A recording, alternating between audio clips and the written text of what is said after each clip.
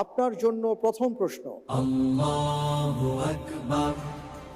সূরা হাশরের শেষ 3 আয়াতে আল্লাহর কোন নাম উল্লেখ করা হয়েছে? এ আল মালিক, বি আল যাহির, সি আল বাদি, ডি আল মুবিন।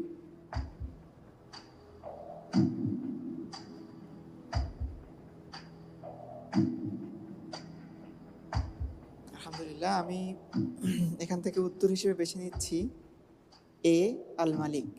আল মালিক জি, লক করে দিন, লক করে দিন। ফ্রিজ করে দেওয়া হোক এ আল মালিক।